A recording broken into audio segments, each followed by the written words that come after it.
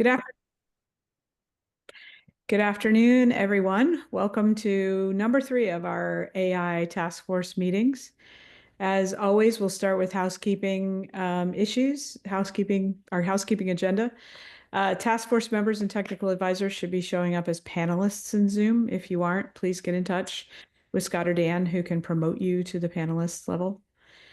The meeting is being recorded, as you just heard. You can access recordings of prior meetings on the AI Task Force website via the Governor's Office of Policy, Innovation, and the Future. And I want to draw your attention to a new section in the prep memo that Scott sent around earlier this week, AI in the News. It includes links to several interesting news stories, research, and examples from other states. I encourage you to skim through those links if you haven't already and familiarize yourself with that content. It's great to have that. Thanks so much. Okay, moving on to today's agenda. Last time we met, we heard about the state of AI technologies and then began to learn about the ways other states around the country are engaging on this. Today, we're aiming to accomplish 2 things to build on this previous work. First, we want to affirm our roadmap for the task force work between now and October, where our recommendations are due. Our recommendations obviously will be informed by the very helpful feedback shared by this survey, and we'll be looking at a potential plan for organizing your work into 6 different subtopics, each of which will be the focus of one full group task force meeting, and then assigned to a small subgroup to draft potential recommendations. Scott will be sharing themes from the feedback of the survey and then laying out this potential roadmap for us to discuss. And I've seen it. I'm very excited about the way it's shaping up, and I think you will be too. Second, we're going to begin to dive into the topics a little bit more with a presentation from Phoenix McLaughlin from Maine's Economic Development Agency, who will be presenting on the state's 10-year economic strategy. So that's exciting. And then we'll have a good deal of time for discussion, both to reflect on Phoenix's presentation and also to affirm the right questions to assign out to our economic implications subgroup so they can dig into those things further. So with that, I wanted to invite Scott to share the findings from the survey and lay out the proposed roadmap for the work ahead. Terrific. Thank you, Mary. So I'm going to take about 15 minutes here to lay out sort of a potential map for the task force work in the future. And because it's really informed by the input that we gathered from you all last month, we'll start there with the summary of what you told us, and then we'll turn to the potential structure and schedule of work to review. So Dan, if you take us to the next slide here, just to remind everybody, after our last meeting, we asked you all to give us input on 5 questions. We heard back from 20 of you, which is great. So the feedback we heard, we're organizing into 8 different points here, and Dan, you can take us to the next slide. On the ones that I'll speak to first, there was a large sense of agreement. We heard those quite a lot. And as we move down the list, I'll highlight some that were raised by only one or two folks. So first, when we asked about opportunities and risks from AI in Maine, those responses from you all really coalesced around 6 thematic areas where you asked for in-depth discussion. These were AI's implications on Maine's economy, AI's implications for our workforce, AI's implications for education in Maine, AI's education in healthcare, AI's implications for government, and then AI's potential harms to Mainers. And in each of these areas, your feedback also suggested a set of questions for the task force's discussions and recommendations to focus on. And so we'll look at those questions in a moment here. In the next set of feedback, and Dan, you can click us ahead, many of you asked for continued help accessing examples and perspectives and data from outside of the task force work. So this included a desire to keep learning about what other states are doing, getting input from agencies and the public, and helping you get to speed on the key facts and existing strategies that might inform this work. Next, you all named a really robust set of risks and potential harms from AI for the task force to explore. As you all recall, one of the charges from Governor Mills in the executive order establishing this task force was to do so. And so the list that came out of your responses is going to serve as a really tremendous starting point for the task force's future investigation. And you can see many of those here on the slide. Next, there were a pair of principles highlighted by many of you and which cut across these individual issue areas. The first was that all Mainers should have chances to share in the benefits that come from AI. And then the second was that uneven knowledge of AI is a barrier to that ambition. Seventh, feedback from you all also pointed to a paradox about considering policy on a topic that is moving as fast as AI technologies. In your responses, folks pointed out that they were worried about acting on policy too soon, such that Maine ends up solving yesterday's problems instead of tomorrow's. At the same time, folks also named words about waiting too long when AI is already such a widespread part of our society and our economy. I think the good news is that this tension is really consistent with what we've heard from colleagues in other states as they consider similar issues. And I suspect one that will continue to be a theme that this group discussed. And then lastly, there were a number of specific issues that individuals alone raised. I'm not going to read through all of those here, but you can see some of them related to energy, related to the creative economy. Many of those are embedded in some of the questions for the task force to consider down the road. So what are we doing with all of this information? What does this mean for how you all might do your work moving ahead? So Dan, if you could click through twice, and we'll go right to the next slide here. So as Mary previewed, we are suggesting establishing 6 subgroups. These subgroups would offer opportunities for in-depth discussion of recommendations in each of these 6 areas that you identified. And to do so, each of you, task force members, technical advisors, will be invited to participate in one or more of these groups. Each group, we're contemplating being chaired by a task force member and then facilitated by a staff person from the state. The idea is that each subgroup would meet 2 to 3 times this spring, and their charge ultimately will be to produce written recommendations by the end of July that respond to the 3 specific questions that they're asked to, and we'll come to those questions in a moment next. So that first layer is these small groups. And then next, in parallel to that, we would use the large meetings of this group for a series of what we might think of as fact-finding presentations.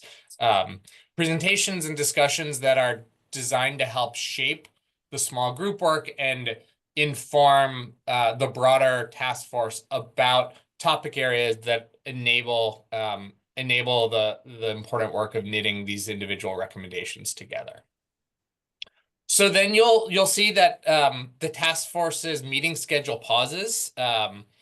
Like much else in Maine in August, the task force pauses for summer vacation in August. And when we return, the work across 4 meetings in September and October will be to consider the small group recommendations and then synthesize those into a complete report that is due back to the governor and the legislature by the end of October. And alongside each of these pieces, we are also actively exploring mechanisms for collecting insights and ideas from agencies, from municipalities in Maine, and from the public that we can share with you and that you all can use to help consider consider recommendations, and more to come on that in the months ahead. So the final piece from me is this next slide that is sharing the preliminary questions for each of the subgroups to focus on. There's a lot on this slide, so you'll see we have each of the 6 groups here, and that for each group, we've identified 3 questions that were really shaped by the input that you all shared for us. So as I mentioned, the goal here is that each of the small groups, as they convene, will produce recommendations responding to these questions that then the large group can consider together. You'll have a chance to read through these more as we reach out to you after this meeting, asking you about your interest in the small groups, and you can sort of you can spend some more time thinking about these questions and the focus areas. Right now, at a higher level, I would encourage you to think about which topics you might be most interested in engaging with, and also if there are any big areas that may be missing. So finally, for me, I'll note, I think it is our expectation that these questions are likely to continue to evolve as we go through the fact-finding presentations, as the small groups begin their work. You all will have opportunities to refine these questions, and you'll have a chance to start that today after the presentations around economic opportunities. We'll bring up the first set of questions to be assigned to the economic opportunities subgroup, and we'll look at these, and you all will affirm are these the right ones to assign out to the small group. So I think that is my part here. I'm going to hand it back over to you, Mary, to lead this group in a discussion of this potential plan. Great. So yes, I'd like to open it up for discussion and maybe seed a question around whether everyone really can identify at least one area that we were willing to participate in. Do you see yourself in this structure, and does this meet the needs and goals that you think that really resonate with you? So I'm happy to hear any responses that people have, and we can discuss that first point. And particularly if there's anyone where they don't see themselves in this structure. Is there any critical area of the task force that we're missing here?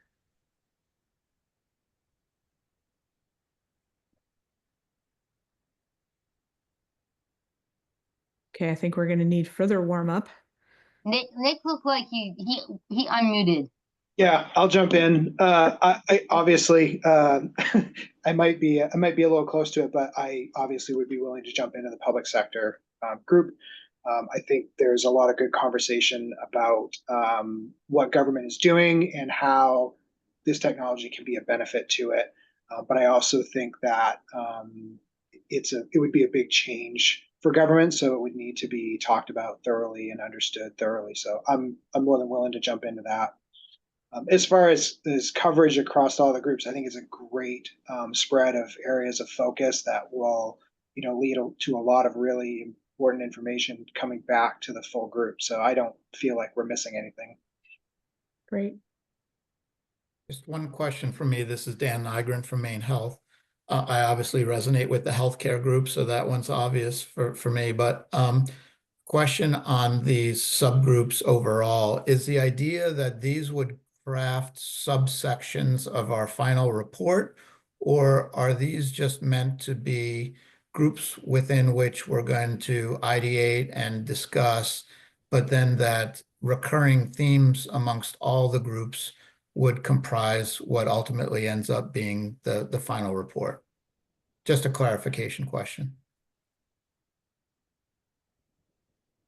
Scott, do you want to opine on the structure of how this relates to the final report and provide some feedback there? Yeah, I think it's a great question, Dan, and I think it is for this group to define. I could very much suspect a little of both here. That there will be some specific recommendations across in each of these areas that come out of the small group work, but I also think just like, we heard from all of you around AI literacy being a theme that really crosses all of these branches. I could imagine that as we turn to September and October and hear from the small groups, that will be a big part of what we are kind of collectively listening for and trying to identify as what are some of those overarching themes as well, beyond what is coming out of the small groups. Makes sense. Thank you. I saw Lisa Letourneau and then Andrew Butcher and then Hannah Pingree. Great, thanks. First, I would just underscore the approach. I think it's a good one. I think, one of my biggest challenges in the early work in this group is just how big, how broad the scope potentially is. So I think having the work group structure could be helpful. Then to the question that Dan Nygren just asked, I think it makes sense, Scott, kind of the way you were just going, that maybe even the groups be asked to identify some recommendations that are specific to that sector or topic, and then some that are likely to be cross-cutting or across groups. So that could be one way to approach it. And then third, and I apologize if I missed it in the tee-up of this concept, but are you looking, I'm assuming I think I heard you say, look for members of this task force and the technical advisory committee to be a member of at least one of these groups. And also, are you looking for people outside? So, for example, on the healthcare side, there's a few of us that touch on that, but not many of us between the task force or the technical advisory committee. So, are you looking for additional folks to be involved in those subgroups, or limited to these two groups? I again sort of think this is for this group ultimately to decide on. I think that for many of these groups, sort of the conception is largely made up by people that are on the task force or advisors. I do think healthcare is a great place where we're going to have an opportunity in June to bring some of the work that is happening outside of this room to this group. And I also think there's like the small groups can identify, are there some people that you want to come bring into a discussion to share some specific things as well here. I think we are aware of the, as you said, the really big nature of this. And so having staff and chairs sort of help can make some of those decisions for the small groups and move that work forward efficiently. Great, thanks. Andrew? Thanks so much. Also appreciate the structure and guidance here. I appreciate the comments regarding some of the inevitable overlap between the different themes and how we can approach that, certainly from a technical standpoint and from an infrastructure standpoint. So appreciate that and that orientation as we build out the process. I guess I'm just kind of wondering if, I know this is a hard question, but I'm wondering if we can also hypothesize what we see as some of the potential end uses of the report. And I know that can manifest in a variety of ways, from legislation to agency directives, but and I know we certainly don't want to get ahead of a process more than necessary, but I guess we're looking at a November delivery of report. How do we see that report getting used in the most optimal manner? I got my hand up, so I'll just maybe I'll let the chairs and Scott off the hook and just attempt. I mean, I was gonna say something very similar to Lisa, in that I've heard from some of you since our first meeting, oh, AI, this is a huge topic. A lot of, the task force has a huge task. And I think how we think about the recommendations and breaking them down, I mean, I really appreciate this framework. And I think that a lot of your feedback sort of leads well into this, and that really without individuals, I mean, sort of smaller conversations, this is very unwieldy because, it's hard for 37 people to kind of think about these things. So I think the idea of these smaller groups coming up with answers to the questions that really do inform policy recommendations, and probably those groups do get more to specific policy recommendations. But then I honestly don't think, the idea with task force like this is that, we're all putting our names on some kind of final report, so that the whole group needs to contemplate and feel comfortable. And, and there'll be, I mean, ideally you come up with somewhat consensus. If there's disagreement, you note that, but that everyone has at least kind of engaged with the final recommendations. But Andrew, I think that speaks well to your point. I mean, what is the reason we're doing this is that the governor knows that this is an issue that the state needs to contemplate. There are a lot of implications. We have, legislators on this group who are considering bills involving these topics. So, I mean, ideally, the report is clear and starts to make recommendations that involve state government, state policies, economic, development, decision making. We have Lisa and others here for DHHS, sort of decision making on specific topics of state agencies. Pender for education, same thing. And then I assume some of our recommendations could be direct recommendations for future legislation. So the sort of decision making, directional guidance for our state about how to contemplate this. And so, any one of these reports, they can be very impactful and have a lot of policy impacts, and people really listen and then take action, or they can sit on shelves. And that, honestly, that's why we invited a lot of important people to this call who make decisions and are involved in public and private sector decision making. So I think that really kind of is all up to us. But Andrew, that's the hopeful version of what happens here. Obviously, there's so many topics that I'm sure some areas will be more specific and some areas will be more broad frameworks for additional work that the state or other sectors need to do to try to make sure that we're thinking about both the implications and the opportunities here. So hopefully, I don't know, I didn't mean to go into that, but I think your question really tees off, like, how do we make sure what we're doing, spending time in these additional phone calls to contemplate this. I mean, this is an important topic area. We've seen other states do it. I know Scott included in this pre-read memo, specific other states. It's helpful to see how they're putting recommendations out there and what happens with those. But I think we imagine something similar for Maine. I thank you so much for those comments. That's super, super helpful. Commissioner Macon? Yes, of course, I would be interested in the education sector and all of it, really. And my question is, I noticed that potential harms is its own area, but I feel like potential harms could go across, they could be cross-cutting. There are potential harms across each of these. Also, there are exciting opportunities that could be cross-cutting. And I would love to see either a separate area or preferably a cross-cutting theme around ethics and AI and where ethics and AI intersect. Yeah, that's a great point. Legal aspects, ethical aspects, I think kind of that's implied in the potential harms, and we did discuss that when we reviewed this. So I think that's a great point. But many of these things are apply to all areas. So I think, again, that's another place where you build this matrix where things are all connected. Sam Boss, please.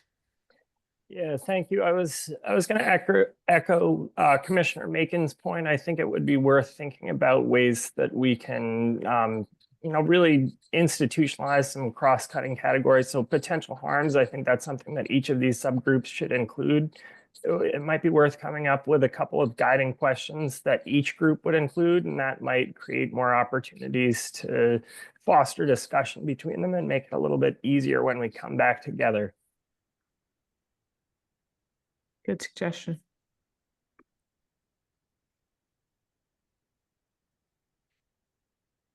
Is there, again, getting back to the question, is there any place on here where you don't see yourself fitting? Like, would you really think that there's another category that we haven't embraced other than the ethics component, which I think is really was a great observation.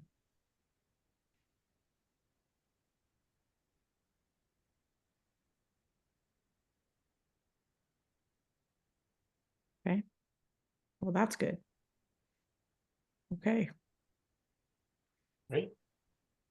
I'll just come back to one question in the chat as well that we haven't discussed.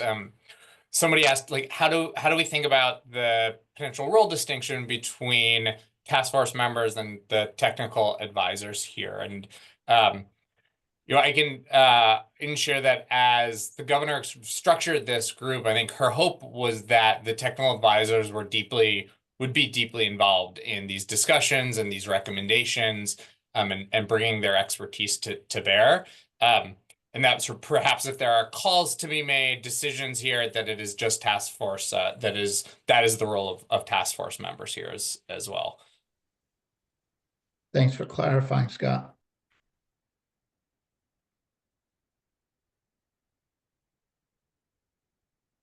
Other points of discussion about what might fit under each of these categories or anything? Oh, Sam, do you have your hand up again?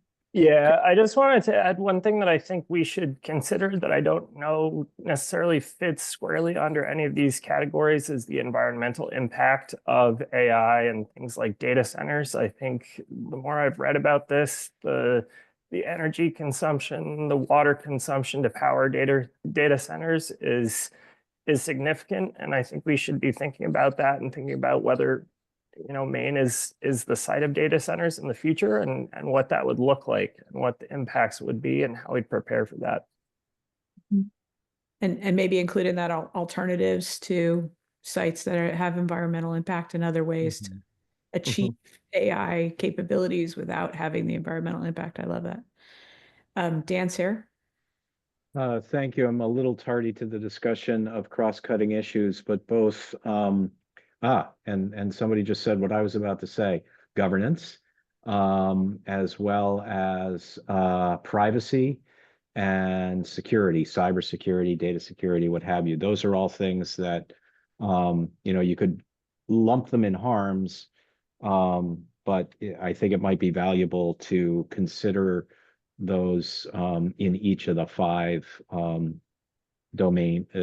domains. Yep, I think that makes sense. Each of them have, economic, healthcare. They each have, slight versions of that are different for each of those areas. That's great.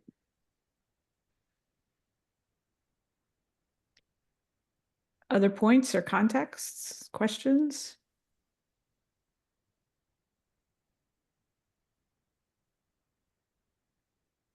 Okay.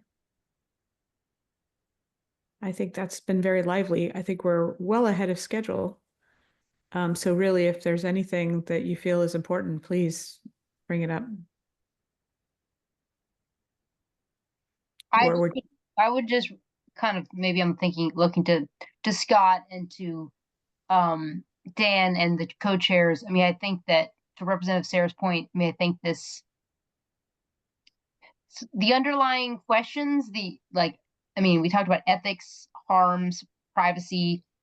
I honestly wonder, is it something that each group considers as relevant to their sector? But I also think there's quite a pileup of kind of potential harm that seems like, we have some legal experts and folks who are kind of more thinking about this. I honestly think it wouldn't be bad to double up and kind of ask groups to think about it as it relates to education or healthcare, but then have the potential harms group as well. I think probably it's a relevant enough question that doing both could make sense. Is there a way to sort of stratify those harms that are associated with each of the categories, and then maybe something that has a broader overarching level? Or how could we really delineate between something that should be kind of discussed in its own category versus the things that sort of ride along with each of these issues? And maybe security and privacy, when you look at the harms category, maybe fill that gap for each of the individual categories that we have. But maybe there are things that are really cross-cutting in that last category that could really be parked there and discussed there. Things that are maybe broader statewide issues that really are reflected in that last category. I'm struggling to think of an example as I say this, as you might have noticed. So please, if anybody feels like they've got a handle on that, jump in. But it might be something about, really about the sort of status of the state with the nation, or something like that would be in that last category. Yeah, I think this is a really nice approach here, and Representative Sarah, I like this. What you're describing as a sort of a rubric that cross cuts across all of these. I think is pretty consistent with what I'm taking away from this conversation as well here. So we'll work on that, and as materials go out for each of these small groups to work through, we'll tee up some of those specific questions that get to some of these cross-cutting themes. I will just also caveat that as we pile a little bit more onto the work of each of these groups, one implication may be that we're asking to go from 2 to 3 meetings to something that's 3 or 4 additional meetings of your time. And I know this is a busy group, so we will work with the folks facilitating those to attempt to be really efficient with those. But this is, as you all know, an area where we keep adding. You can keep adding more, and there's a lot of room to cover. So I think this is great. I think I don't need anything else here. Any other final things from you, Dave or Mary? Well, Scott, just before I take the hand on this topic of categories and things that we should be looking at, I will say that I think some of those earlier conversations from economy to healthcare and others may actually sort of help inform that last section. So it can be a both and sort of thing. What are the risks? What are the perils? What do we need to be careful of? And make for actually a very robust and informed conversation that is filled in by some of the earlier conversations. So, just sort of a thought that I'm not sure that we have to carve it.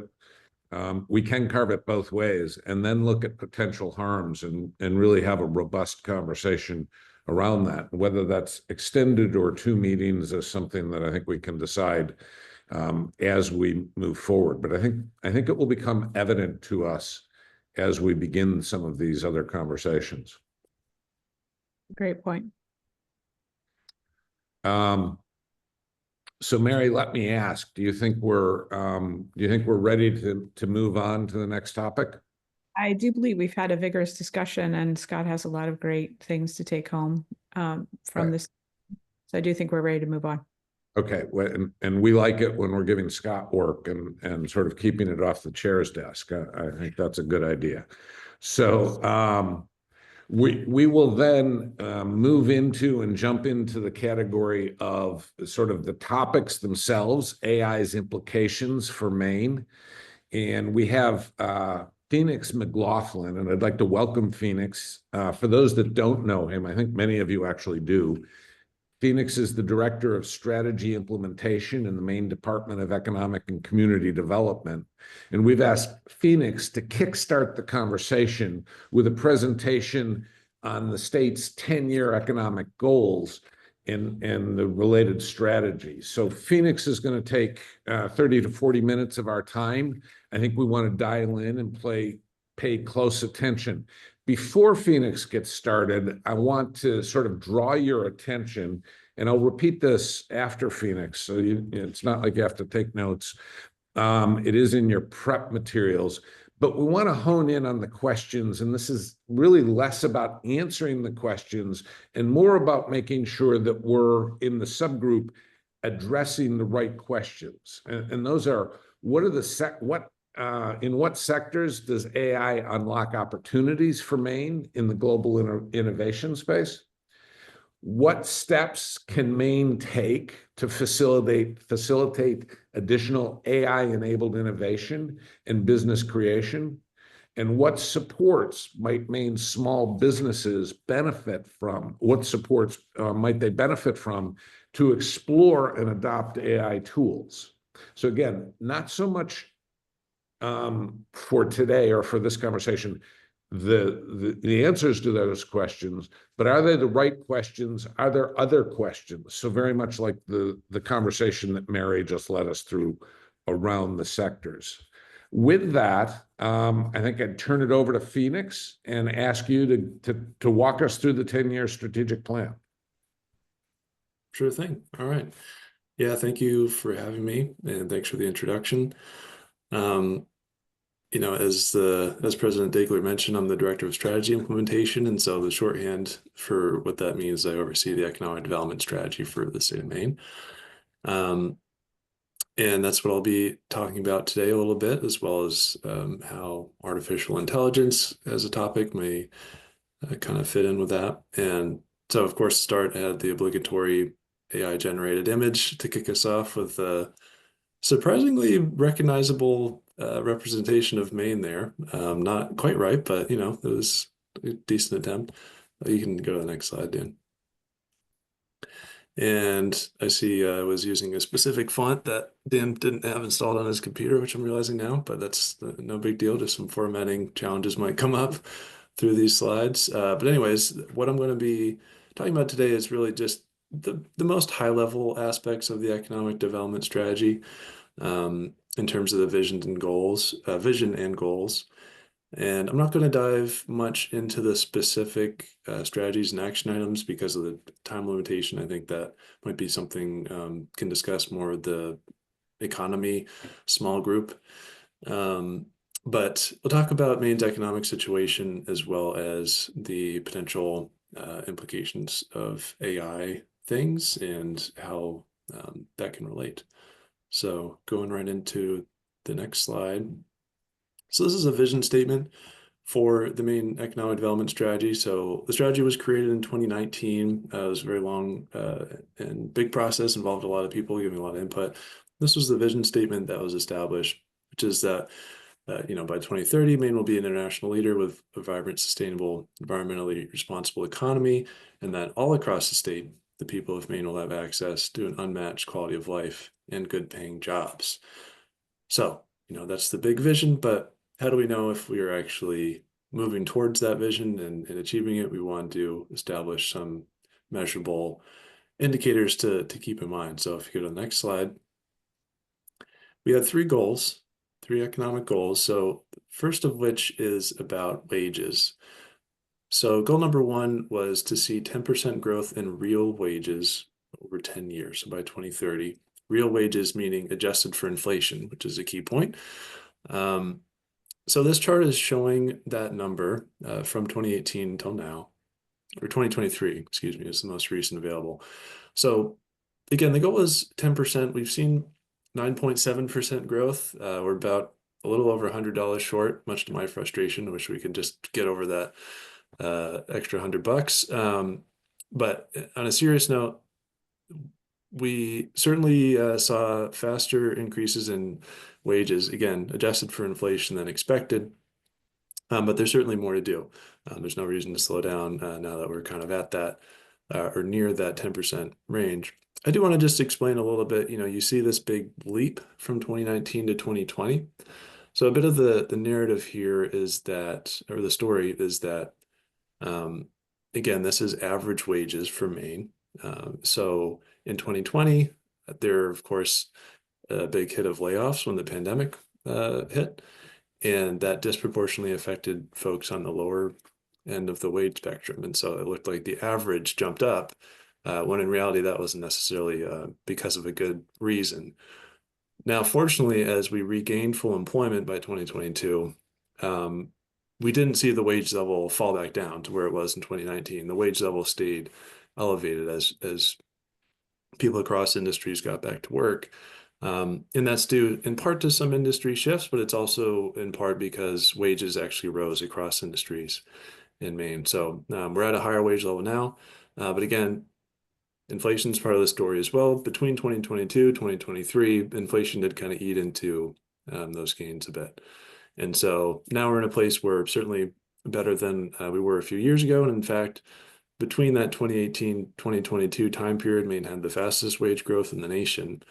But there's certainly more to be done. So moving on to goal number two, I could talk about each one of these charts probably too long. So I'll try to be brief on the data side of things. But goal number two is to increase the value of what we sell per worker by 10%. This is measured by dividing gross domestic product, again, adjusted for inflation, by the number of workers in the state. And this is another one, somewhat similar trend as to wages, big jump over the course of the pandemic.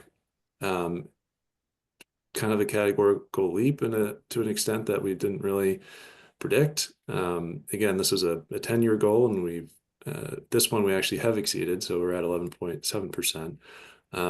But certainly more to be done. The reason why I'm showing a longer time period here, back to 2004, is that this is really a measure where Maine struggled, kind of stagnated, honestly, between 2005 and 2015, when it did start to pick up again.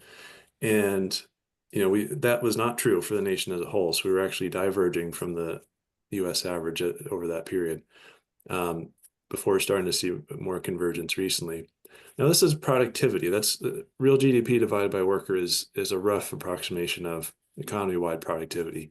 How valuable is the things that your workers are creating and selling, as measured against the rest of the national market, right? And this productivity kind of piece is a key question around artificial intelligence, and what that might unlock in this regard. So can keep that in mind. Going to the next slide. So goal number 3 was to add 75,000 people to Maine's talent pool. So this one, if you've seen any of these goals before, it may have been this one, so it did get a little more coverage. And what this is referring to is when the economic development strategy was being created, the state economist did a rough projection saying that, if there's no change, no in-migration, no change in labor force participation rates or anything, what would happen to Maine's workforce purely from our demographics and aging over time?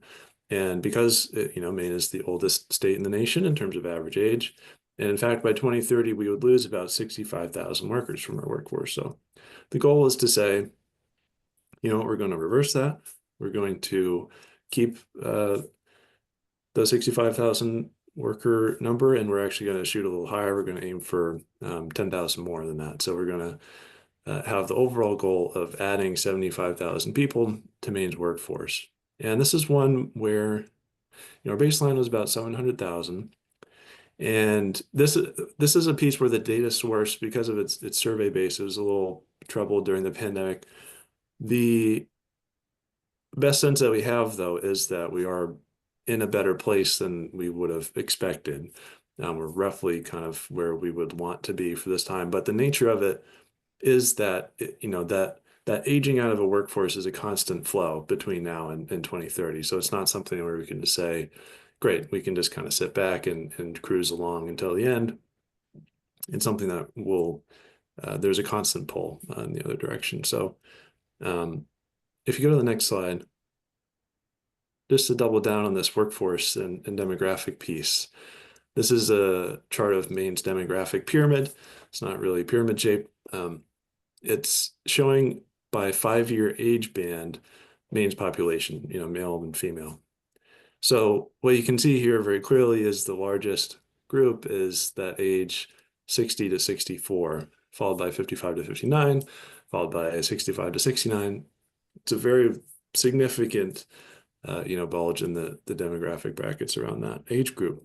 And what this works out to is roughly 30,000 more people will be reaching retirement age over the next 5 years than will be entering prime workforce age.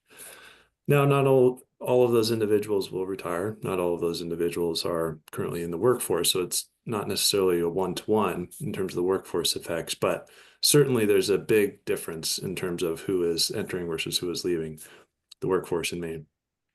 And the story of Maine's workforce gains recently has largely been that of in-migration.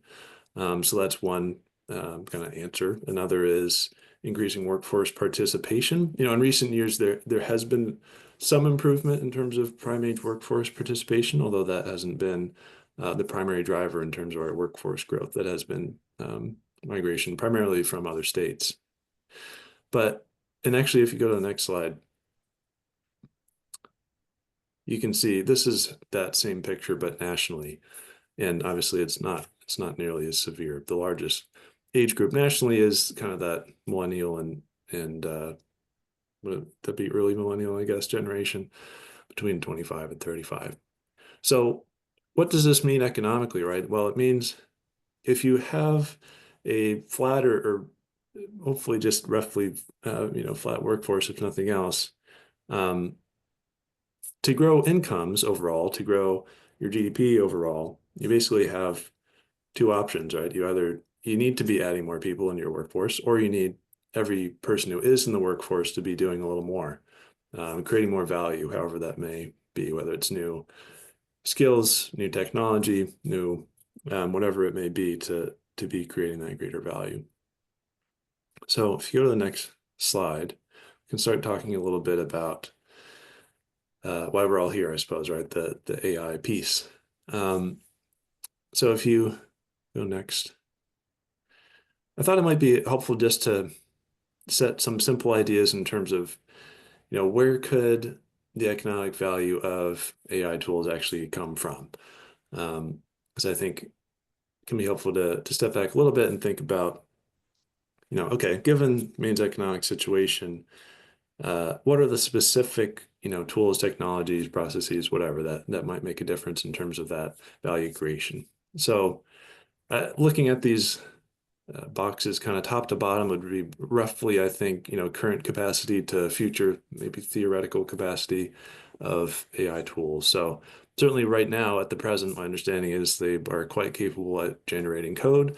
They're also pretty good at generating written content. That would be your ChatGPT kind of use. Also pretty decent at generating audio and visual content. Certainly seen big improvements on that.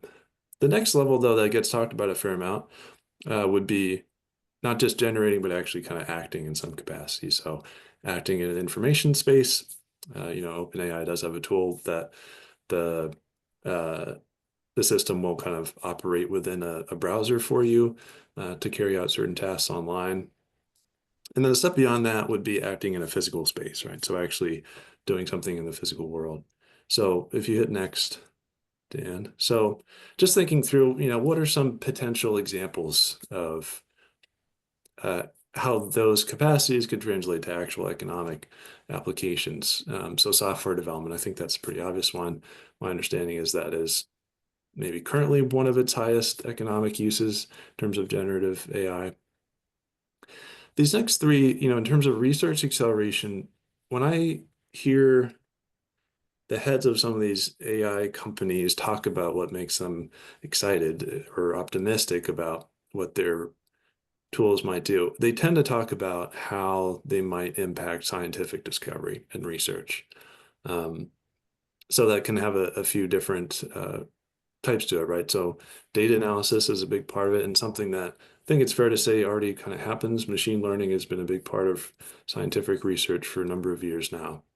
But there's a level beyond that in terms of potentially different research methodologies and experiment designs, or even ultimately having designs suggested or outlined by the generative AI kind of source, as well as potentially at some point, if they're able to act in a physical space, actually having some kind of automated experimentation go on. And all these things could potentially ladder up into much more swift, research and development in terms of science, and ultimately, better discoveries, whether it's in human health, whether it's material science or energy, or whatever it may be. Other sources could be automation in terms of manufacturing. And of course, automation generally is something that's been ongoing in manufacturing since the Industrial Revolution, basically, if you think about it that way. But in terms of sort of artificial intelligence lens to it, again, that's something that's discussed. I don't know how immediate that is, but there's certainly potential in terms of being able to manufacture things of either higher quality or higher volume or whatever that may be. And then again, certainly automated driving is something that has been discussed for many years. I'll be in California in September and hoping to maybe I can take a ride in a Waymo or something. Certainly hear a lot about that. So I guess in some parts of the country, maybe that's more of a reality already. Then there's also, potential for personal assistant types applications, as well as other information kind of work, whether it's maybe legal work or something else like that. And I might say, my I guess my personal opinion is that it can be a little hard to tell. I've heard a lot of the statement, this model is quite good at XYZ now, but just imagine in 12 months what it's going to be able to do given how quickly it's changed. It's a little hard to tell, is the current state of progress inherently going to sustain to a point where it is infinitely, exponentially better in another 12 months, whatever. Certainly the heads of these companies say yes. I think for our purposes, I guess my suggestion would be it can be helpful to delineate certainly between what is currently the current capacities of these things are. You can get a rough approximation of an image of Maine on a thing for your PowerPoint, but maybe not quite perfect. Versus, these kind of potential future uses that are easy to think of, but maybe difficult to actually achieve. But I think for our discussion, it's probably helpful to think of both and keep both in mind. Because even at worst case scenario, if you imagine these kind of greater future uses, they don't fully come to fruition. Worst case, they might still provide insight into how that type of change in terms of technological capacity might affect our economy. So if you go to the next slide, I thought it might be a useful thought experiment to consider, some other historical comparisons. So if you hit next and next again, what are some moments in economic history that, changed the nature of work, that changed the relative competitiveness of multiple industries? And I think the fundamental point is, that centered new or different aspects of productivity as a source of value add or value creation. And to illustrate what I mean by that, if you hit next and next again. So the first, all right. So yeah, the two examples would be, things that you've certainly heard of. One would be trade liberalization in the 90s and early 2000s. Wasn't the first moment in history of, or even American history of trade liberalization, but there's certainly kind of headline moments in terms of North American Free Trade Agreement, China joining the WTO and things like that. So, thinking in this framework of what sources of value creation became less valuable relative to the national and global economy and what became more valuable as bottlenecks shifted. So again, this is just kind of my own summary of these situations, but the trade liberalization piece, in terms of what it devalued, it took value away from labor volume, and that's not really a term of art. I'm just using that to describe, it was less of a competitive advantage to be able to muster 1,000 people at a given factory, when suddenly over the course of a couple of years, you were competing with factories elsewhere in the world that were able to also muster 1,000 people, but for 1/10 of the wage. So that's just an example. It's not that labor itself was no longer valuable. There are, some skill sets, some other situations where actually people were paid more as a result, but just the sort of manpower aspect was less of a source of value as it would be previous. And the other side of that was also good transaction costs. Quite in a literal sense, tariffs were reduced, which is an explicit transaction cost on moving a good from one place to another. There's also indirect effects in terms of the logistics capacities and shipping capacities. On the other hand, it really raised the value of things like design, logistics, automation. A company like Apple, which is now one of the most valuable in the world, functionally, they are a design and logistics firm, right? They design products and they manage incredibly complex supply chains all around the world. They don't really manufacture anything themselves. Their value is not that they have 3 million employees or something like that they can summon to different tasks, but their value is that they can piece together all of these extremely complex supply chain components into a product that they can then get into the hands of customers hundreds of million times every year all over the world.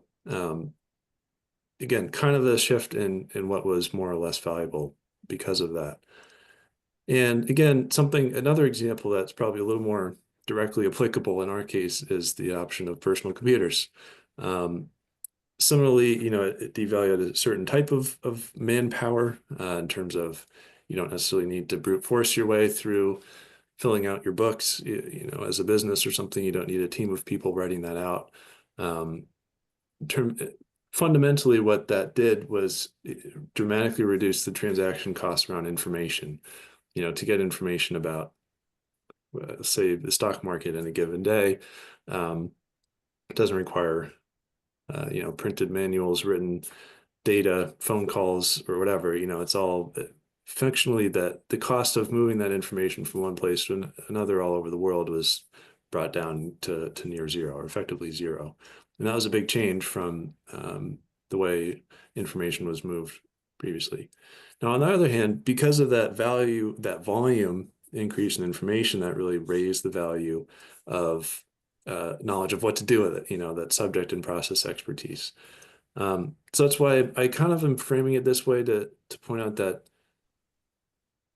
it's inherently agnostic in terms of how many people need to be employed generally across the economy.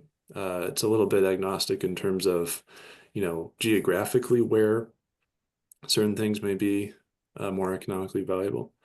But there is a difference in terms of, you know, what type of labor and where, or what type of labor and doing what, you know, as more valuable as a result.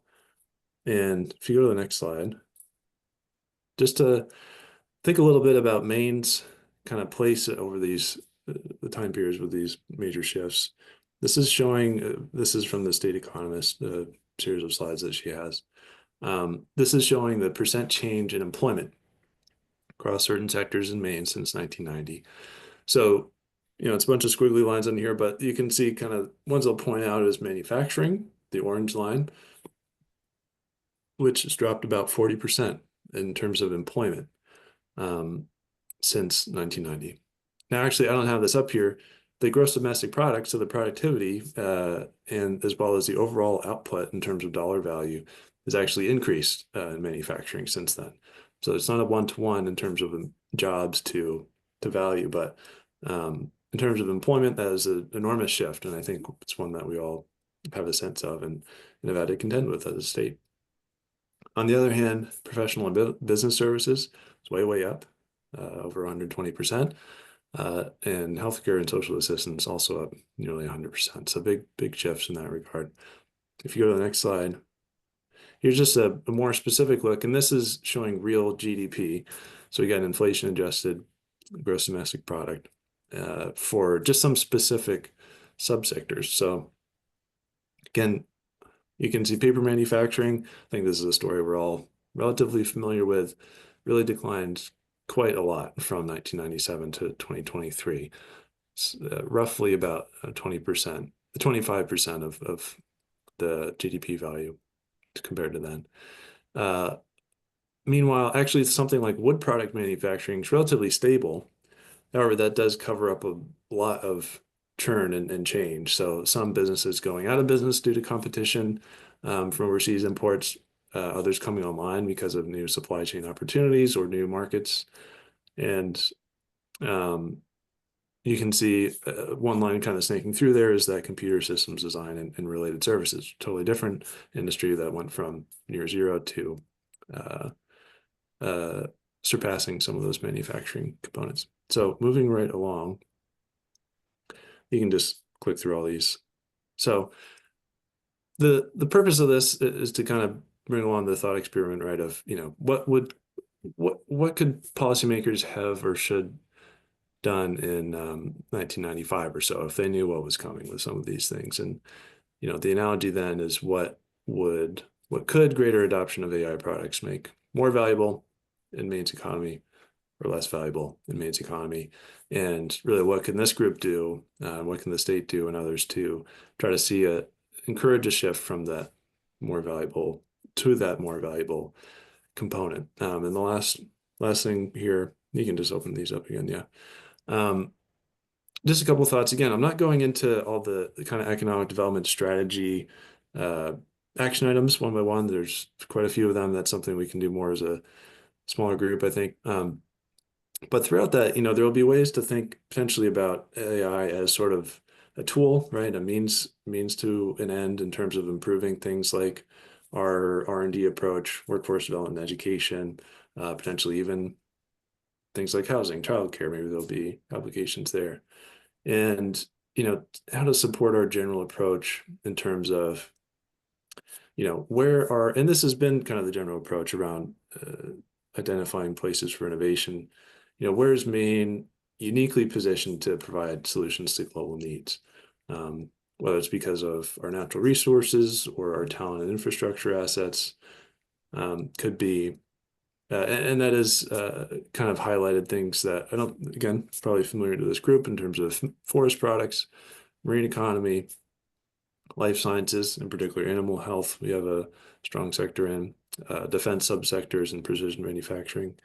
There can be a similar lens for AI, again, as a tool, and not just for the risks of Maine, but where might we have advantages in that regard? So could it be natural resource management, life sciences research, manufacturing advancements, rural health delivery, things like that. So again, all this is just trying to offer some sort of economic framing as it relates to how we think about the economic development strategy and some of our key goals there that I hope can help align some of our discussion as a group. So I believe that's my last slide. Thank you very much. Phoenix, we did have one sort of technical question from earlier in your presentation that you can address pretty quickly. But how does remote work play into your employment factors? I think specifically the question is, when measuring Maine's workforce, do we include Maine-based remote workers as employed by out-of-state entities? Yes. Yep, they would show up. Typically, if they are an employee of a company, even if it's not a state company, they would typically be counted. Okay. And just want to open the opportunity if there are any sort of technical questions that task force members may have, or others, of Phoenix with respect to the 10-year plan. And I think Phoenix, I'll just sort of point out that in a situation where we have declining birth rates and therefore an aging population, which is a factor sweeping across actually the whole developed world and sort of northeast to south and west for the United States, productivity becomes the measure upon which we can grow and expand the economy. And to the extent that Maine sort of has an opportunity to dig in first, it may present some real advantages. And I think you did make the point that you want to focus not just on the risks, but make sure we're attending to where we have advantages. Any questions for Phoenix? Okay. Chris. So we do have, I think, an opportunity, and Phoenix, if you'll stay with us, there may be some thoughts that you're able to generate as we sort of move into this reflection and sort of thought process. Sort of where are we? How does our 10-year economic plan and the sort of historical information that Phoenix has presented, what does that give us to think about? We do have a couple people who we've sort of asked to prepare to lean into this conversation to get us going. One is Michael Odakara Okibo, and Michael is the founder of Enkina. And Michael, I'm hoping you can take a few minutes to offer your thoughts on lessons you've learned from building an AI-enabled startup here in Maine. And then Mary, we're going to turn to you in a minute. But Michael, why don't you just offer a couple minutes worth of reflections that might help us sort of deepen our thinking here? Sure, and thank you, everybody. My name is Michael Odogodo-Kibo. I'm the CEO and founder of ESM Global /Nkenne. Before the pandemic, we were an IT consulting company, but during the pandemic, we lost half of our clientele, so we pivoted and created a language learning platform called Nkenne, which is one of the top African language learning platforms out currently. Thus, we've created Nkenne AI, which is an African language AI translation capacity database that does translations, high-level sensitive AI translation capacities. And something that we've learned from being in the state of Maine, especially pivoting into AI, is that it's very important to have resources for companies to be able to tap into so they can learn how to elevate their company. We've been blessed to partner with Maine Technical Institute, with Maine Community Bank. Those were our first partners that showed us how to best elevate our AI company to also invest in our AI company to where we could apply for something like the NSF, which we were blessed to get phase 1 and phase 2 funding for.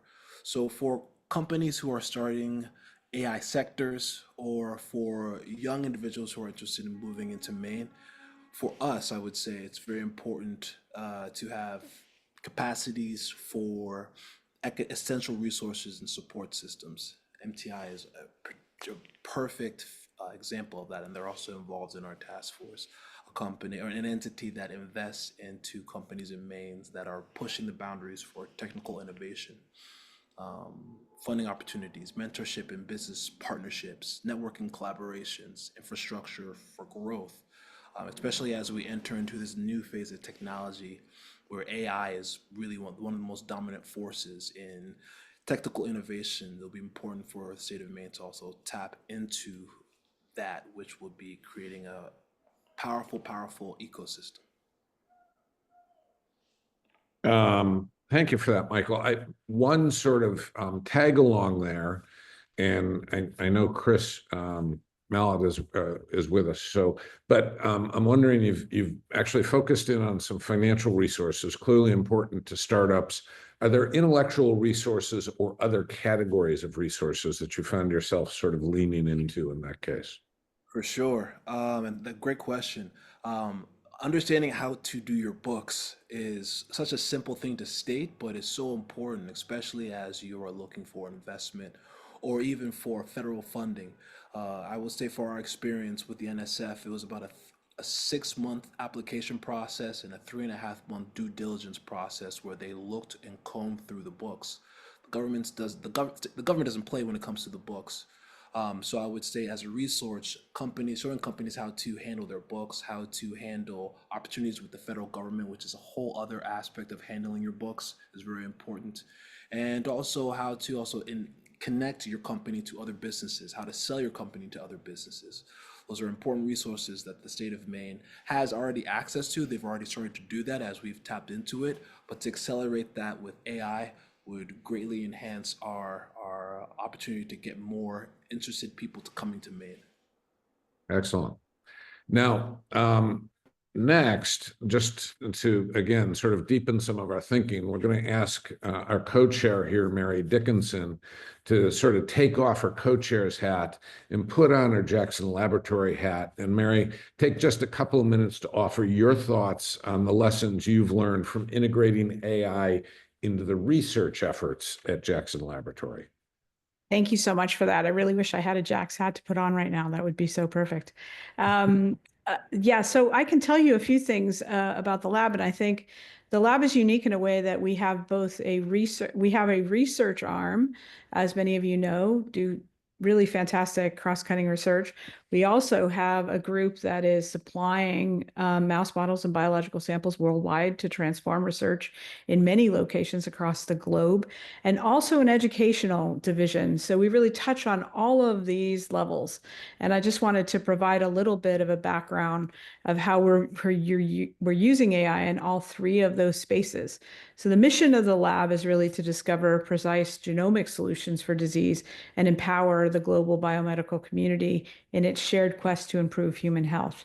And again, from a research side, that means that we are generating an enormous amount of data from mouse models and comparing it to human genomic data to be able to define the new landscape of disease. So that enormous amount of data is benefiting greatly from AI technologies, where we are using AI and machine learning to predict how genes are turned on and turned off, and actually to create synthetic switches to be able to manage those genes for potential therapies down the road for diseases that lack that gene function. So that's very exciting. And there's numerous other ways to predict tumor boundaries, to be able to describe the variation from healthy tissue to tissue that is aging, and many different other research applications. On the business side, in terms of producing a product that we're distributing worldwide, AI is proven to be very helpful in helping to improve our business processes, to create breeding schedules for mice, for instance, that are more efficient, to be able to fine-tune our distribution chain and be able to provide more product to people worldwide. And then finally, on the education side, and this is, I think, one of the most exciting areas, not only are we teaching students how to utilize AI and implement it in a variety of different settings, but we also have within the Jackson Lab a strong effort to educate physicians and to keep them up to date on genomic medicine capabilities that they can use to help their patients.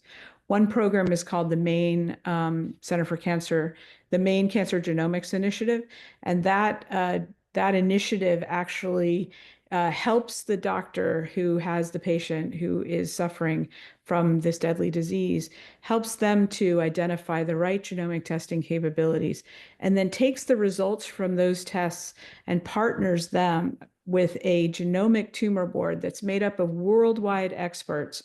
So imagine a patient in Millinocket has a tumor or cancer and connects with their doctor, is able to then genetically understand the implications of that disease, have a worldwide set of experts that they reach out to be able to then provide advice on therapeutic intervention.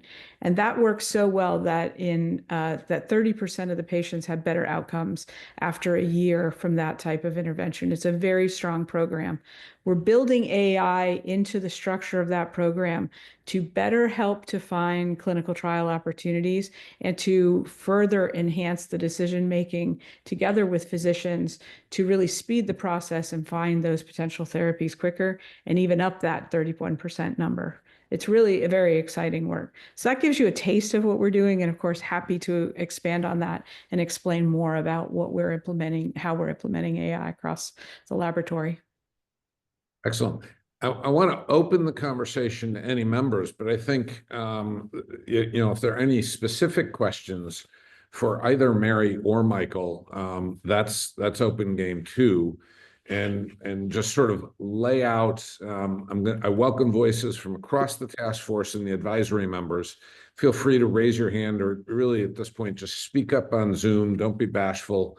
And remind you that as we, sort of get to the back end of this meeting, we're going to want to have a little bit of a conversation around the questions and make sure that we're addressing the right questions. So, but for now, what do you see as, this is to the task force members, economic implications? What are the opportunities? What are the risks? Do you have any questions on what the subgroup for economic implications might be, might focus in on? Andrew, I see your hands up. Thanks so much, David. Sorry to be off video here, folks. I'm actually en route to pick up my 9-year-old son from school. So apologies. But yeah, it's such a good conversation, and really appreciate both the perspectives of Michael and Mary to augment some of Phoenix's points. I feel like I'm asking such a rudimentary question, given such an advanced topic. Sometimes I feel with the Connectivity Authority, sometimes we're simply just trying to shovel coal into a big furnace. And so I'm wondering how, Michael and Mary, how you and your teams have thought about the bandwidth implications with either the scale of your model and or the growth of your use and demand for various AI models. And Phoenix, I know there's a whole conversation around bandwidth implications for expanded growth in all of our legacy industries, let alone data center implications. And I think that is an interesting topic for the economic group to drill into with more detail. But Mary, Michael, how, if at all, do you think about bandwidth and the physical limitations of existing internet service to be able to accommodate the growth of your use for on-site and off-site AI models?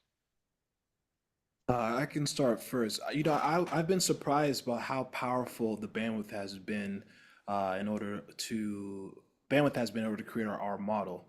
We've been utilizing GCP in order to facilitate and build our model, and even through training our model using certain GCP products or even NVIDIA, we've had no problems when it's come to bandwidth and through positioning and growing our model to where we want it to be and our API to where we want it to be. I don't know if this part is answering your question, but I want to add something that's been really, really important to the elevation to not just Nkenne AI, but our Nkenne entity and ESM Global to begin with, has been commercialization and basically what our generation calls getting to the bag. So basically making sure that our company is growing and elevating and getting work, getting contracts is very, very important. It's very important to push that for growth. And I would say our partners at MTI have been very, very aggressive with us on that. In order to receive funding, you have to show growth, you have to show elevation. So entities and programs that could also pursue and promote that could also be very, very good for the Maine state ecosystem for small businesses. All right. I'll add, we're fortunate at the laboratory to have access to the bandwidth that we need. And I should have mentioned some of these activities are in collaboration with the Rue Institute, where we also have connectivity available through those approaches. So, I think in that capacity, we're good. But somebody mentioned Waymo cars and things like that. I think on the move through Maine, that of course will be more challenging. I travel throughout Maine and into Connecticut to visit all of our sites, and certainly connectivity along the way is going to be really important for those things that are out in the open and are less tethered to fixed sites where that's going to become an issue. Other thoughts in general? Chris, you had your hand up. David, Michael, and Mary, thanks for the overviews and the discussion just now. Especially, I wanted to, if I could, though, ask a question of Phoenix. The trends that you shared, Phoenix, were really powerful, and I appreciated David emphasizing how important that productivity metric is given our circumstances. What are you seeing in the more recent trends, say the last 2 to 3 years, that gets you excited relative to the vision and the goals of the economic plan? Can you highlight anything that you're just seeing as an indicator that we might want to think about double clicking on, learning from, do more of? That's an interesting question. I guess if you mean in terms of economic data points, this isn't maybe going to be a perfect answer, but I mean, the truth is, I was surprised to see the workforce number growing as much as it has grown in the last 2 to 3 years. That was not really, just personally, I was not especially optimistic about that.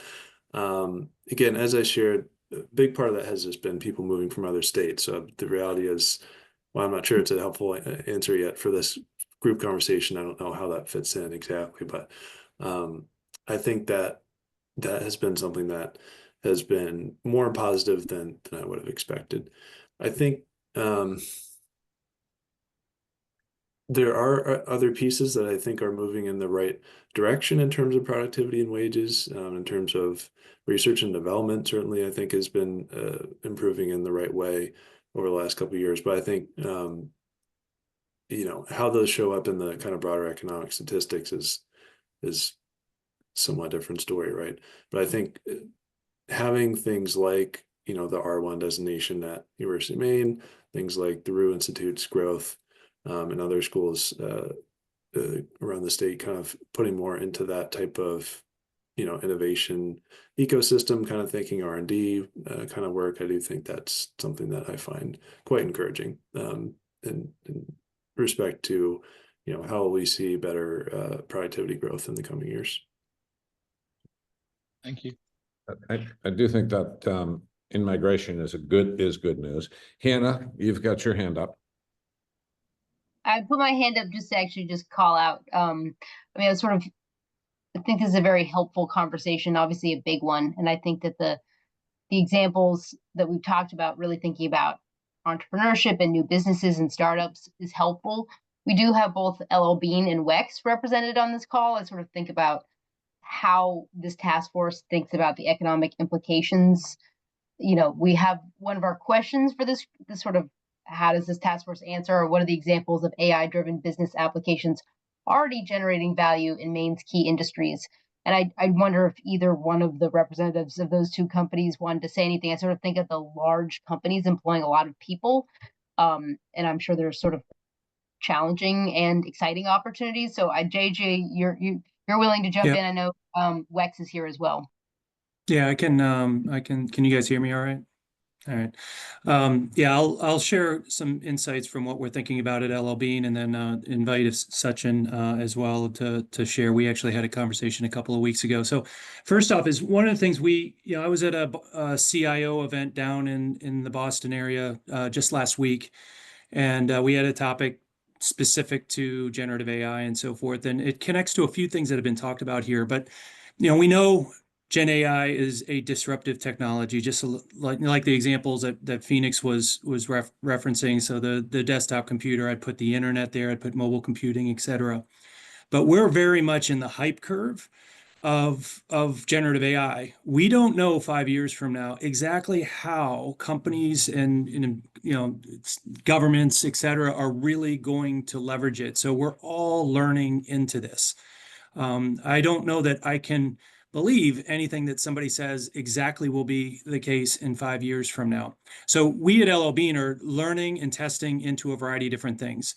And to just give some examples of what we're up to, one is employee productivity. And I'm sure all of you are doing that in some form or fashion. We've got some very specific pilots that we're doing, partnering very closely with Microsoft, and really looking to try to figure out a way to measure the productivity. You can get a lot of statistics out there around how much productivity gain you can get.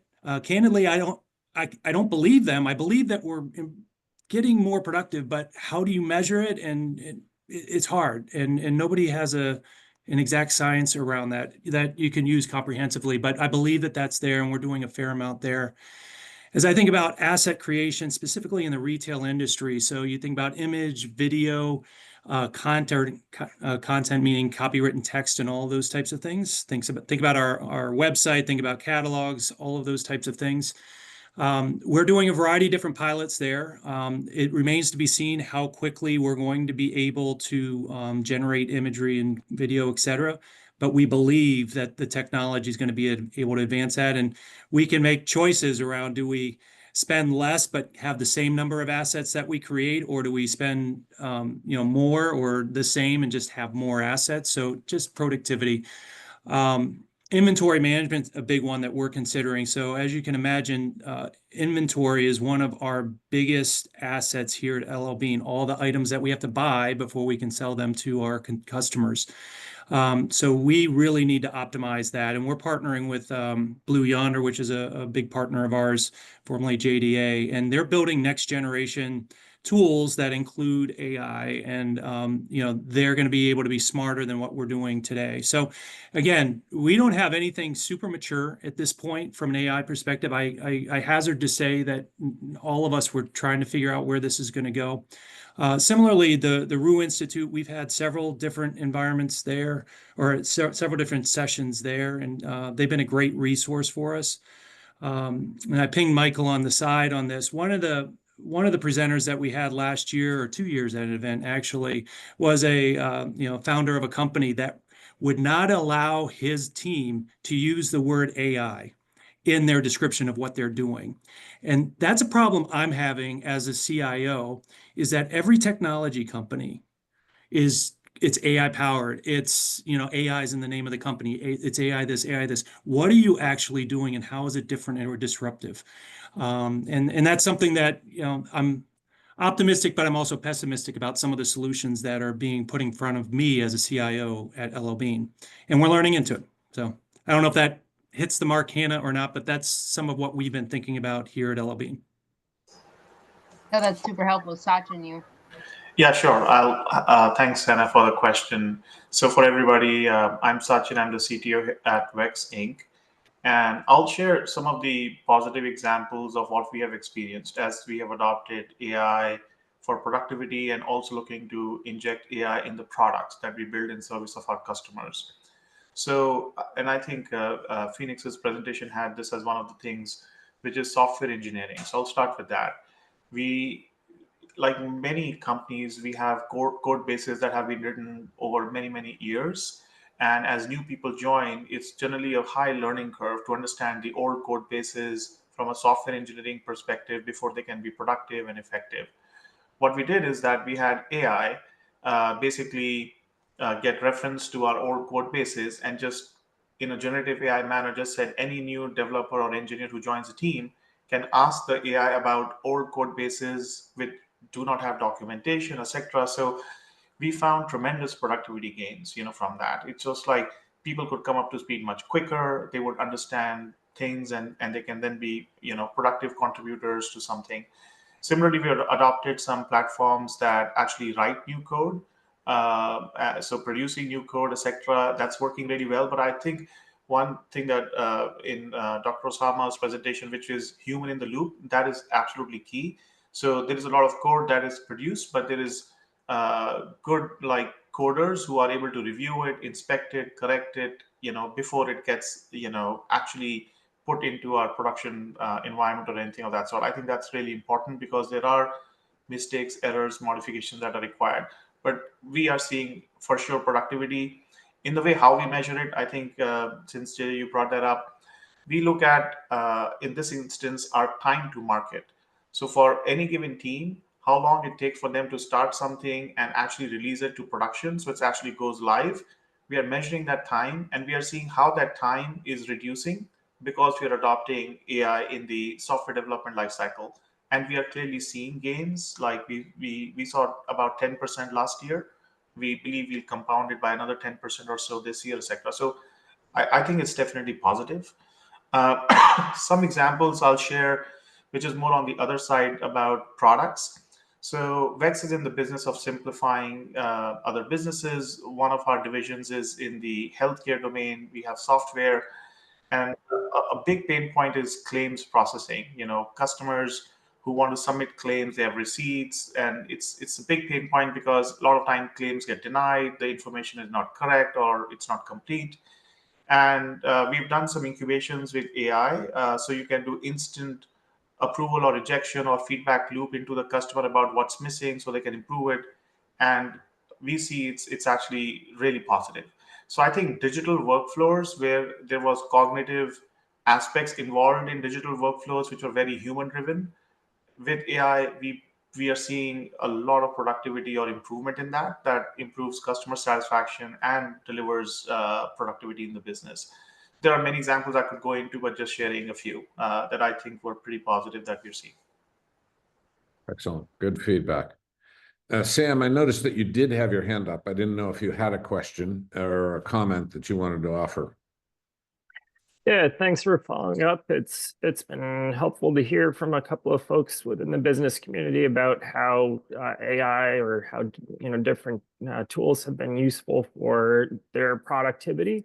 I was interested listening to those presentations and thinking back to Phoenix's presentation, which showed that the professional and business sector has been where a lot of job growth has happened in Maine in recent years.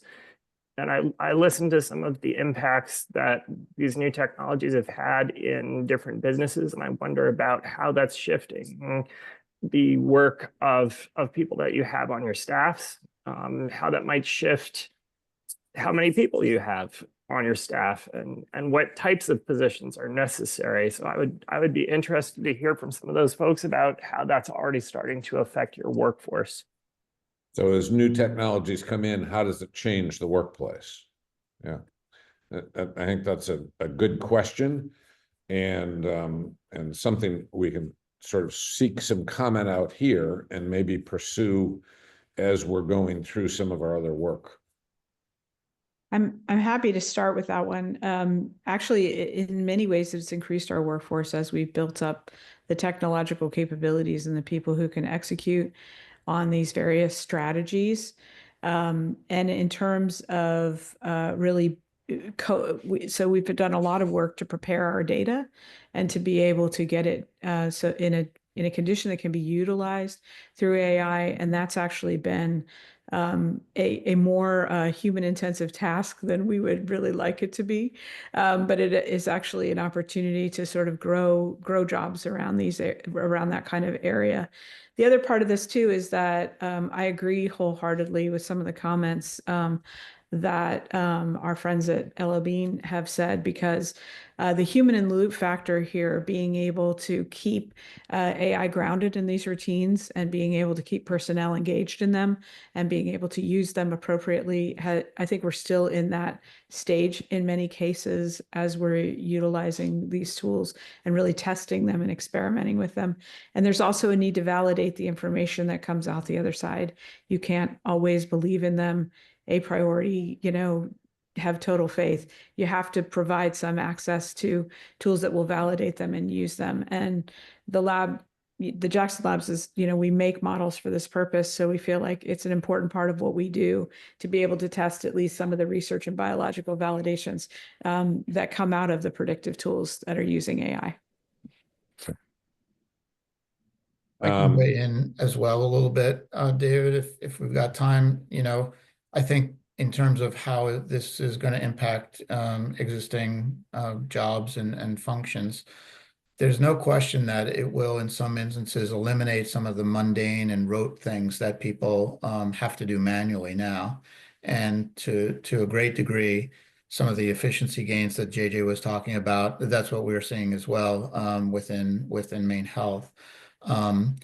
The ability for an individual to no longer have to type a full document after an encounter with a patient and instead have the AI generate the first draft of what was discussed is an incredible boon for clinicians, and it alleviates a lot of administrative burden. And again, human in the loop, they're reviewing what is spat out by the tool to ensure that it's valid and accurate.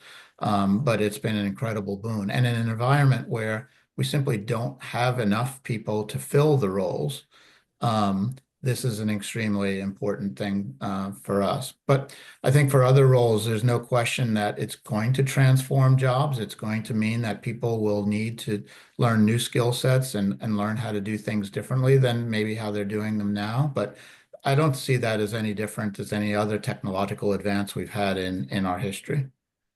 Yeah, I think that's right. But I do think the opportunity, especially to target areas where we have existing workforce needs and we can transition that and use AI and automation to sort of augment that, which I think does lead to a corollary question. And Warren, you had your hand up, but I'm wondering how you see it impacting the investment space.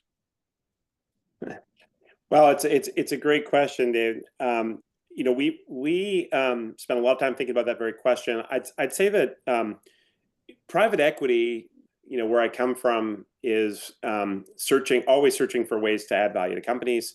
It has its history once upon a time in thinking about how to use financial engineering to add value to companies. Then there was a lot about sort of making companies lean and efficient. And I think the future is how do you actually update companies so that they're aligned with the future of work? I think it's like a huge source of value creation. And so we spend tons of time thinking through how is AI going to transform the way a company operates? So like everything from its big processes all the way down to its tasks. And how is it going to affect and therefore how you need to staff a company?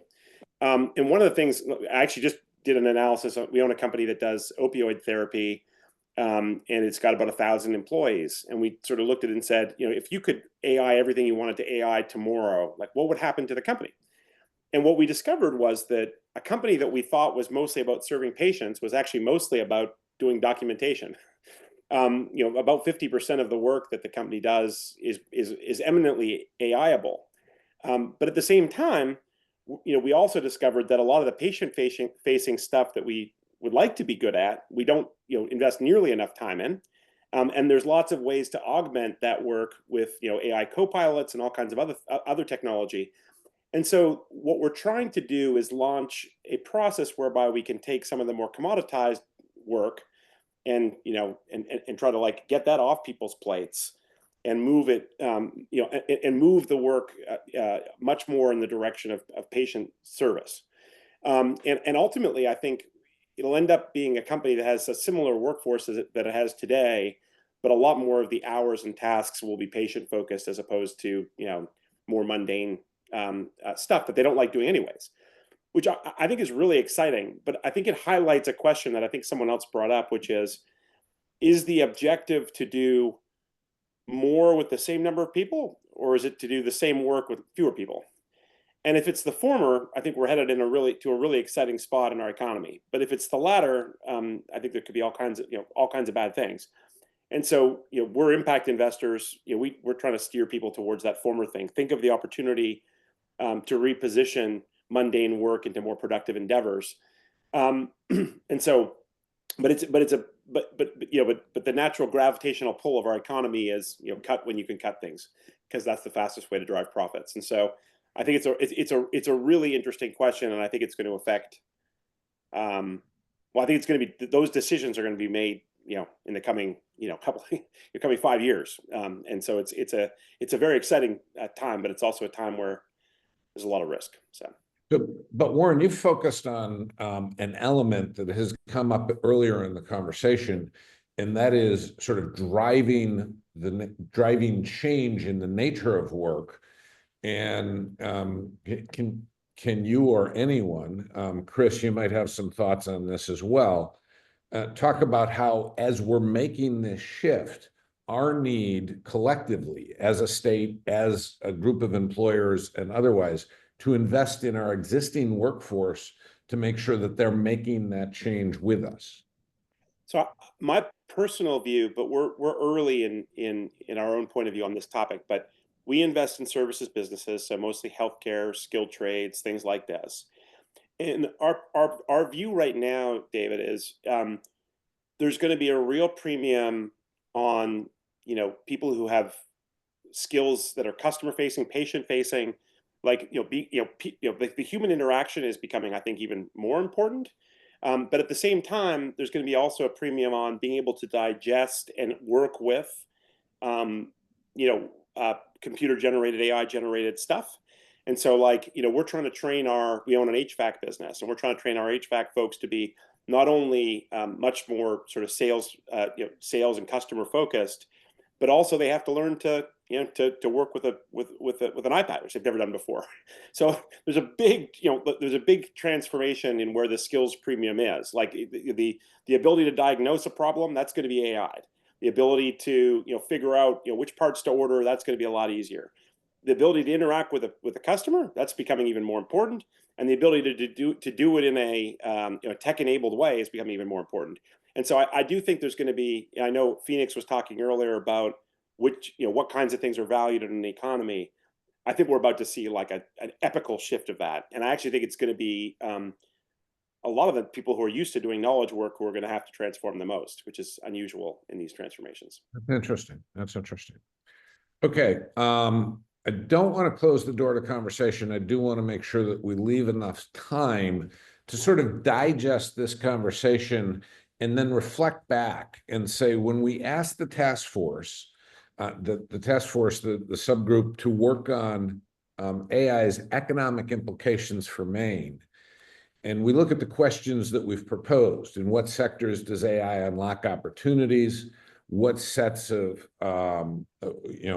what steps could Maine take to facilitate additional AI innovation?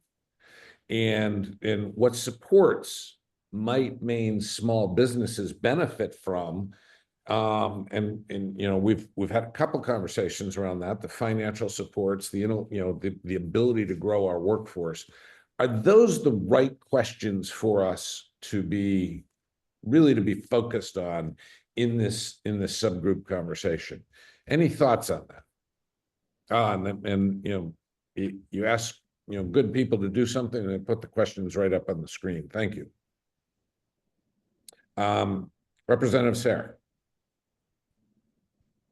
So my hand was actually up to make a point on the previous discussion around the impact on workforce transformation. And the thing I had wanted to add to that was that there's the question of expertise building in doing certain types of more basic work.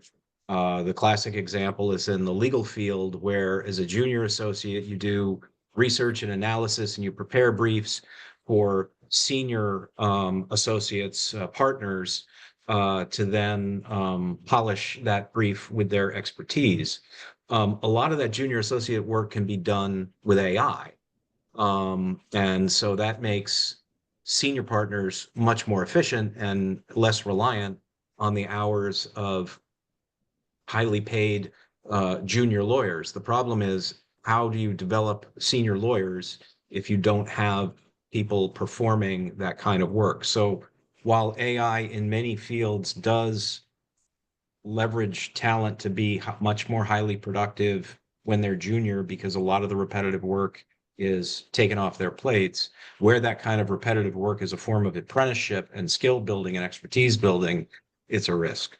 So I don't know if that answers the questions you have up, but that was the comment I had loaded at the time I put my hand up. So I think that it's an excellent question. My corollary question for you is, are we going to see legal bills go down? But on a more serious point, building that bridge as the human work is engaged in higher level activities, how do you grow your workforce to enable that kind of that higher level activity, when it's not necessarily going to be nearly as robust in experiential gains? And so Ruth, I'm not sure whether your question or your comment is focused there, but you got your hand up, so you get the opportunity to go with it. Great, thank you so much. Can y'all hear me okay? Yes. Great. It's actually, it's not in response to your question. It's an additional question for us to be thinking about in reference to your first question. And I was looking at the questions, and they're all fantastic. And I wonder, is there perhaps an additional question that we could ask that would be, yes, forward facing, but also really be rooted in the hardships that we know Maine's people are currently dealing with, for example, housing, or in my case, access to, to different forms of learning opportunities. And so I wonder, might there be an additional question that the committee would want to think about that specifically addresses how AI can create innovation in areas that we know Maine is challenged by? So that's just something for the group to consider. Okay. Let's take a note on that as a focal point where we might try and dial in. And I think an undercurrent of that question is, how can we mobilize or motivate or incentivize AI development in areas where we need it most, and sort of not only have economic opportunity, but also a corollary benefit. Great question. Sarah, I think I saw your hand go up next. Hi. I don't want to get into infighting among lawyers, but I want to point out that the example that was given about junior associates' work being able to be done by AI, I think is a bad example and a great example. I think it's a bad example of a good opportunity for AI to replace, because I can give you way too many examples of attempted use of AI in the legal profession that is not correct. And no AI that I have seen so far, and I would hardly say that I'm an expert in seeing AI, can do what a sentient human being can do. But the fact that you raised it, I think, is very important, because I do think we have to be very careful about what we think appropriate uses are. And the issue of when does there have to be a person in the loop and how, to me, is a very huge part of what I heard at our first session, and what I think we have to keep our eye on as we go forward. So thank you for that, Sarah. And I will sort of augment or suggest maybe that's a dynamic question, because AI in its very nature is learning and improving. And so the question that you asked last month may not have been accurate, and yet next month it may. And how do we monitor and measure that and sort of work through the developmental phases? But to your point, how do we make sure that we're not just taking output and relying on it without knowing that there's a validity to the output? So I'm going to go to Jay, and then I'm looking. Jay, you had a question. Yeah, and actually, Sarah, what Sarah brought up is really kind of a good segue into what I was going to say. In the very beginning, we talked about potential harms, and then we talked about how that might be a cross-sectional issue. I actually think the three questions you have are great. But you know, the big thing I think for everyone, just the general public anyways, is everybody's afraid of AI and what it's going to do. So I think the additional question each subgroup does need to answer is what potential harms within that group. And then I think Mary had talked about would still have that subgroup about potential harms, but I think each subgroup might want to address some of that. So that would be an extra question right there. Yeah. And I will just sort of lean in with agreement that I think in each of those subgroups, there has to be some conversation on both the harms, the risks, and the opportunities, and then being able to sort of take those harms and those risks and capture them as a sort of a meaningful controlled component. So interesting. Before, let me just do a quick scan here. Chris, you had another question? Just an observation. Thanks, David. I don't know if I can do this, but I wanted to try to link what I was thinking when listening to Ruth and Warren just now, as well as reading Beth's comment in the chat. All three of them, to me, just struck such an optimistic tone around what the possibilities of AI are. And I just wanted to kind of, we've talked a lot about risk and threat and uncertainty and et cetera throughout the conversation, but I again just sort of feel like even though it's early and evolving in the ways that we've discussed on this call, I believe it will transform every industry in Maine. And it's one of the reasons I like what Ruth and Warren shared so much, is that we can point it together at anything and potentially learn along the way and make it better. Some sort of grand challenge approach in the way that Ruth was describing, that literally everyone from K-12 to anyone else in the state could contribute to and learn about the power and the potential of AI along the way, could be a transformational cross-cutting. And then Beth used the phrase unlocking opportunity as we think about this work. So in each of the subcommittees and our various charges and frameworks that we're all surely going to kind of come up with and evolve, I guess I'm just advocating, maybe is the word, for a sort of a frame and a lens on possibilities and the unlocking potential of AI and a fearlessness around it. Because I think that can accelerate learning, and it might turn us on to a variety of really interesting ideas that we wouldn't maybe otherwise find together. I think that's an excellent point, Chris. So where do we find ourselves? Other questions within this economic subgroup, or you know, the economic opportunities, economic implications subgroup?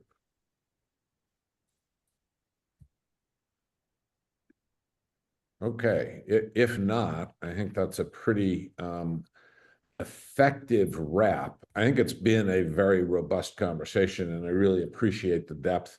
Phoenix, you know, let me do my part as one of the co-chairs to thank you for really sort of augmenting this thought process with the economic implications, and for your presentation built around the 10-year plan. I will go back to Scott and Dan, just from a staff side. I know we want to keep an eye out for email, and I'll mention that in a minute, but are there any bases that we've not yet covered before we give people back just a few minutes on their time? This was tremendous. Really interesting conversation from all of you. And I'll just remind folks, our next meeting in April, we're gonna dive further into the workforce implications here. And our colleagues at the Department of Labor have been doing some of the analysis, translating some of the national research about occupational exposure to AI technologies, applying that research to Maine's workforce. And so that will be one of the things that we'll get to share with you all next week, and to continue to, I think, pull a nice thread from the economic discussions to workforce, and then the conversation after that will be about education. So a lot of these themes, I suspect, will be coming back. I think you make a great point there, Scott. I so wish I could take even a little morsel of credit for how these conversations start to weave together. But the conversation we've had today, leading into a conversation in the workforce, how it changes the workforce within the existing sort of framework, how it adds to it, what the changes will be. Very interesting conversation. And so, as Scott has mentioned, Friday, April 11th, hopefully that's in your hopefully that's already in your calendars. Dan Matz will be sending out an email with instructions on how to sign up for the subgroups. So, and just as one reminder, we're seeking sort of one task force member or technical advisor to chair each subgroup. So if you have an interest in sort of taking a leadership role, we'd really encourage you to put your hand up. Otherwise, Mary and I are pretty adept at sort of pulling your hand up, but we'd rather see volunteers and people have an interest and sort of lead us along the way.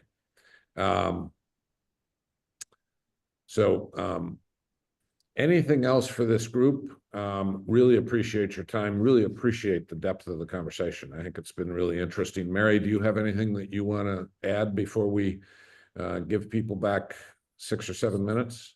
6 minutes, 5? Add that I just wanted to thank everybody for their openness and the discussion. It's really been very vibrant, and to the people presenting, really fantastic information brought to the committee. So let's keep it up. Thank you.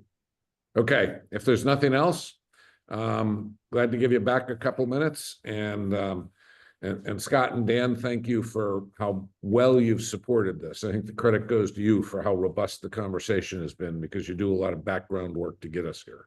So deeply appreciate that. Thank you. All right. Thanks, everyone. Bye. Take care, everyone.